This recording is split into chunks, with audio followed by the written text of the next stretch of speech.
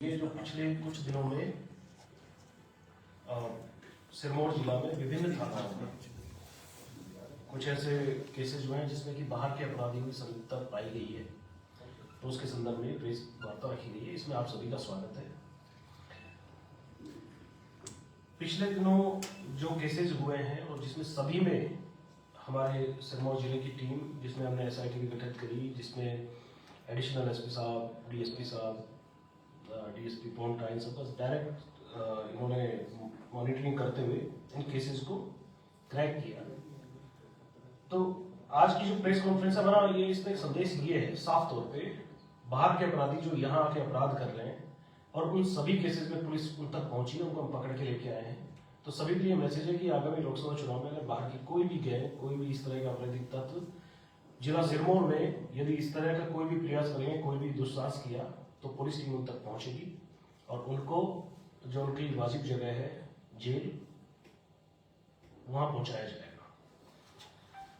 तो इसी कड़ी में पिछले दिनों जो हमने, जिससे मैं आज इसकी शुरुआत कर रहा हूं केस की, जो पहला केस है जिसको हम डिस्कस करेंगे, ये है अभियोग संख्या 31/2024 थाना कालाम। इसमें पशु चोरी के कुछ बहुत सारे मामले हुए हैं पिछले दिनों में, जिसमें कि 3 एफआईआर ऑलरेडी पहले से दर्ज थी और एक और एफआईआर दर्ज हुई दिनांक 5 मार्च को। और इसमें यह था कि जो चोर आए थे, उन्होंने जब लोग जाग गए, उन्होंने पीछा किया तो उन पर फायर भी किया गया। इस संदर्भ में हमने जो देसी कट्टा है वो बरामद किया, अपराधी को भी हमने पकड़ा है। और ये सामने है कि इसकी संलिप्तता बहुत सारे केसेस में और भी है, जिसमें कि हरियाणा, हिमाचल और यूपी की तरफ इन लोगों की संलिप्तता है। पशु चोरी के, पशु लूट के, इस तरह के कारोबार, ये लोग इस तरह के काम में संलिप्त रहे हैं। इसकी हम डिटेल आपके पास में दे देंगे।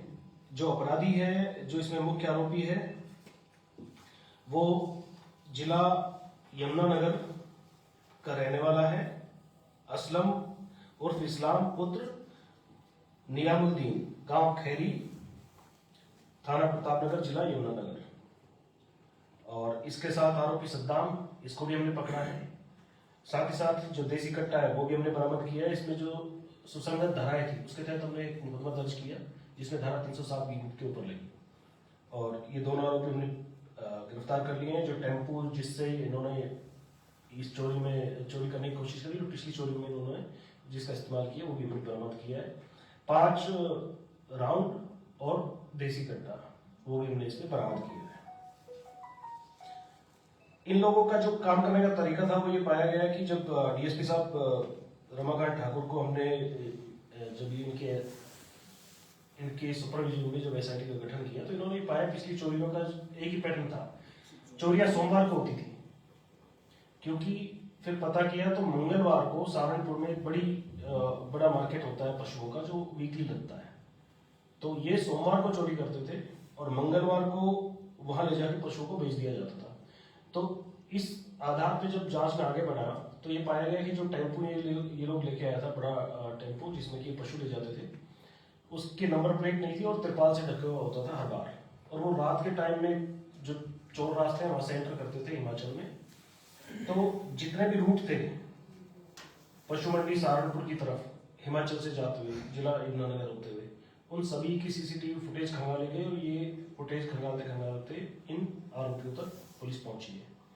तो इसमें जो पिछले 3 और केस दर्ज है, टोटल 4 केस हमारे यहाँ पशु चोरी के दर्ज हुए थे और ये सारे केस इसके जरिए हम खोल पाएंगे, ऐसी हमें उम्मीद है। इन दोनों को पुलिस रिमांड के लिए 5 दिन का पुलिस रिमांड मिला है माननीय न्यायालय से हमें, और इसमें हम आगे जांच कर रहे हैं। जो दूसरा केस है जिसमें कि इनफैक्ट अभी तक इस केस की जांच चल रही है, ये केस दिनांक 21 फरवरी को दर्ज हुआ था और ये एनडीपीएस एक्ट के तहत केस दर्ज हुआ था। इसमें अभी तक हम 5 लोगों को गिरफ्तार कर चुके हैं, जिसमें एक नाइजीरियन नागरिक है और बाकी आरोपी हरियाणा के विभिन्न स्थानों के हैं।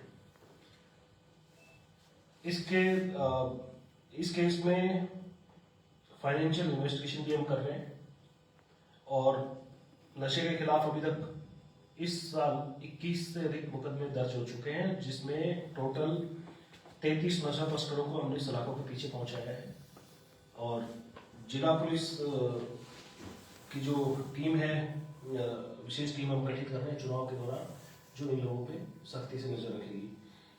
ये हम आपके पास डिटेल दे देंगे, जिसमें कि एक ही केस में हम लोग अभी तक 5 लोगों को गिरफ्तार कर चुके हैं और कुछ और ऐसे लोग जिनसे इनका फाइनेंशियल ट्रांजैक्शन पाया गया है वो भी हमारे रडार पे है। तो विशेष टीम इन लोगों तक भी पहुंचेगी। एक केस जो अभी काफी चर्चित भी रहा, जिसमें बस से एक महिला के गहने चोरी हुए उसके अटैची से। इस केस में हमने 5 लोगों को गिरफ्तार किया। ये भी हरियाणा के निवासी हैं, ये भी बाहर के हैं और बड़ी चालाकी से इन्होंने 11 मार्च को सुबह के समय बस में उक्त महिला के जेवर इन्होंने चोरी किए।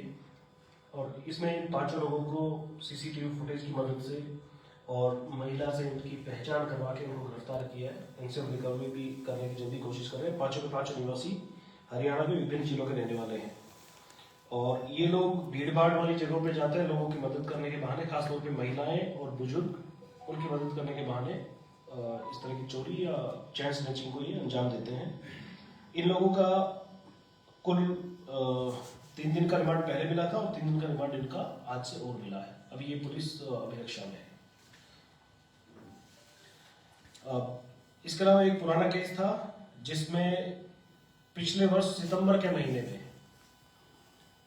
पुलिस ने समगवाना में एक चोरी का केस दर्ज हुआ था सुमेर चंद के यहाँ। और इसमें घर के अलमारी और संदूक वगैरह तोड़ के और काफी मात्रा में गहने और नकदी चोरी हुई थी। इस केस की जांच चल रही थी और इसी जांच के तहत पुलिस ने जो आरोपी है जितेंद्र, जो कि अंबाला जिले का रहने वाला है, उसको गिरफ्तार किया। दूसरा आरोपी भी हमारे रडार पे है।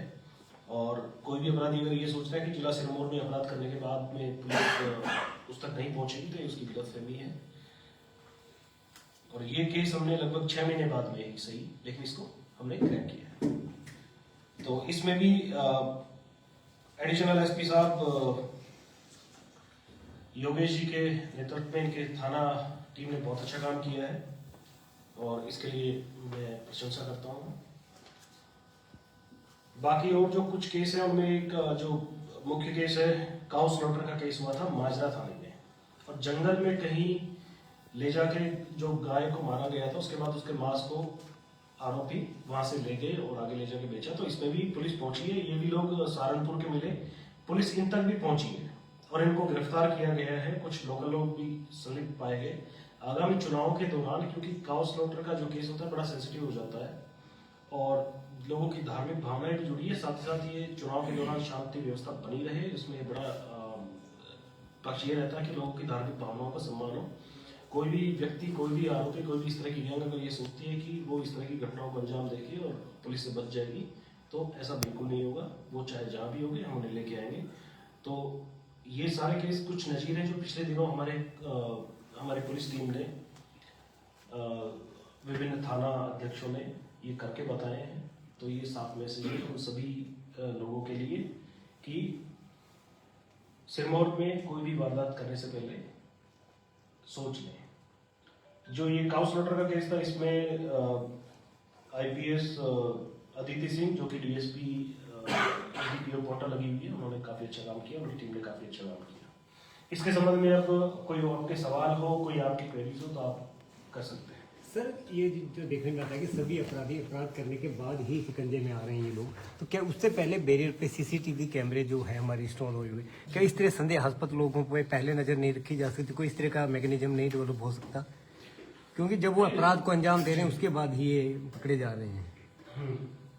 देखिए, हमारी तरफ से जिला पुलिस की जो पेट्रोलिंग है, शाम के समय नाकाबंदी है, रात के समय जो नाकाबंदी है, साथ ही साथ जो परमानेंट बैरियर है, वो सब फंक्शनल है। उससे अपराधों पे हमने काफी अंकुश लगाया है। खासतौर पे चोरी के मामले पिछले वर्ष की तुलना में इस बार कम है। तो ऐसा नहीं कह सकते कि उसका नतीजा नहीं आ रहा, उसका नतीजा बिल्कुल आ रहा है। और फिर भी अगर कोई वारदात होती है तो पुलिस वहां तक निश्चित रूप से पहुंच रही है। जो ये पशु चोरी का मामला था जिसमें फायरिंग भी हुई है, तो ये बड़ा गंभीर मामला था, इसमें व्यक्ति की जान भी जा सकती थी। इसमें भी पुलिस तक पहुंची है। साथ ही साथ हम ये देख रहे हैं कि कौन से ऐसे रास्ते हैं, कौन से कहाँ पे कुछ ऐसी लूप होल जो रह रहे हैं, हम उनको इस चुनाव के दौरान उनको कवर करने की कोशिश करेंगे। चुनाव के संबंध में अभी हम अपना जो पूरी तैयारियां हैं उसमें इस पहलू को भी देख के आगे बढ़ेंगे। सर बॉर्डर पे अक्सर जो हमारे व्हीकल्स एंटर करते हैं सर बॉर्डर में, तो वहाँ पे बहुत सारे व्हीकल्स की नंबर प्लेट वैकेंट रहती है। जैसे आपने कहा है कि वो व्हीकल की नंबर प्लेट या तो ढकरा था या उसकी नंबर प्लेट खाली थी, तो ऐसे व्हीकल्स को अगर पहले ही रोक दिया जाए, वहाँ पे जो आपकी पुलिस मुस्तैद होती है, ऐसे व्हीकल्स को एंट्री ना करने दिया जाए जिनकी नंबर प्लेट में नंबर इसके बारे में निर्देश दिए गए हैं सभी थाना प्रभारियों को। और जो बिना नंबर प्लेट की मोटरसाइकिल है खासतौर पे, जिसपे की रैश ड्राइविंग वगैरह करते हुए लड़के बिल्कुल रहते हैं, उनके खिलाफ तो एक अभियान चल भी रहा है जिले में।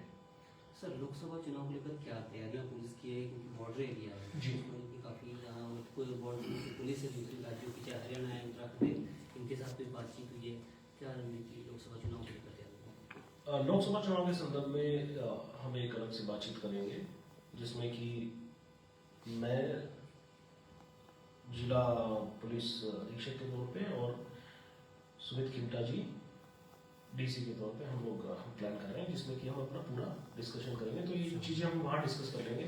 पिछले दिनों हालांकि हमने बॉर्डर मीटिंग्स भी हुई है, जिसमें सीमावर्ती जिलों के एसपी अन्य उच्च अधिकारियों से भी बातचीत हुई है। और साथ ही इस तरह का कोई भी डेटा, इस तरह की कोई भी गैंग, उनकी गतिविधियों पर भी खास नजर हम लोग रख रहे हैं और फोर्स का डिप्लॉयमेंट प्लान भी तैयार है। इन सब के बारे में डिटेल में हम बातचीत उस उक्त जो प्रेस कॉन्फ्रेंस का विचार है भी आगामी 1-2 दिन के अंदर ही, आज ही या कल, तो उसमें हम इस बारे में डिस्कस करेंगे। सर कोंटा में ठगी के मामले बड़े बढ़ रहे हैं, पीछे 40 मामले आए हैं, उसमें अभी तक पुलिस के हाथ कुछ लगा?